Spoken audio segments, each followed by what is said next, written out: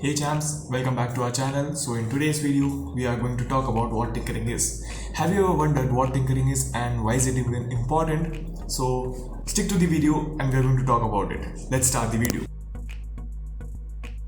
Let's start from the basics. What exactly tinkering is? Tinkering is an act that refers to experimenting, exploring and creating things by trying it yourself. So it's not a planned process, but you make changes and adjustments along the way. It's an hands-on approach to learning and problem solving where you use your imagination and curiosity to build, fix and modify things. Now 80 to 90% of the people watching this would be like, tinkering is something to do with electronics and I'm not good at it, मुझे वो पसंद नहीं है, I don't understand it, so I have nothing to do with tinkering. But that's not true. Tinkering is spread in various aspects of our life. So let's take an example of tinkering in a garden. Imagine you have interest in gardening and you have a small garden at your home or at school where you decide to grow variety of plants from fruits to flowers to vegetables and many other things. So tinkering here could be like you find out the requirements of the plants that you are planning to grow, the sunlight, water, nutrients and soil requirements. After knowing this, you could plan the layout of your garden. So you could plan according to the requirement of the plant, which plant should be grown where. So if there are multiple plants which have the same requirement, you could grow them together and the other plants could be grown on another side. So planning the layout would help you to make maximum out of your garden.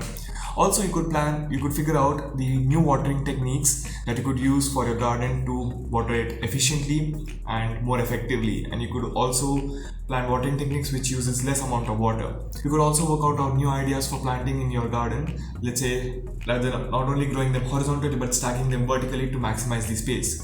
So the ideas are limitless. So you are experimenting, modifying the existing things and you are tinkering. So why do we even need to have a tinkering mindset? You see, it's always the survival of the fittest, and in today's fast and rapid changing world, it's only our thinking ability that would help us to stand out of the crowd. And there are other several reasons why we need to have a tinkering mindset. First is to develop creativity and innovation. Tinkering encourages you to think out of the box and come up with innovative solutions. By experimenting and exploring, you develop an ability to see things from different perspectives and come up with unique ways of solving problems. But it's not just about solving problems, it's about making the existing things more efficient by improvising the current way of doing it. The second is reliance and perseverance. Tinkering involves trial and error, and sometimes things may not work out as planned, but you keep trying till you get a satisfied result. You embrace your failure as a stepping stone to learn and develop a growth mindset that would help you to overcome challenges in various aspects of your life. Third is practical application of knowledge. We always talk about education should be based on real life application, but if you are not taught how to apply the things which we have learned in real life, so where does the real life application come from? It comes from the way you think when you learn something new, and this thinking process to apply things in real life could be developed by tinkering.